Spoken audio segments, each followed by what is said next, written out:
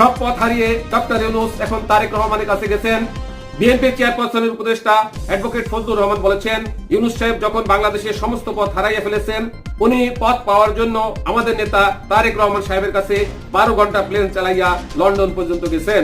বলছেন আমাকে একটু কথা বলার সুযোগ দেন। বুধবার 11 জুন বিকেলে কিশোরগঞ্জের ইতনা উপজেলা বড়িবাড়ি উচ্চ বিদ্যালয় মাঠে একটি অনুষ্ঠানে তিনি এসব কথা বলেন।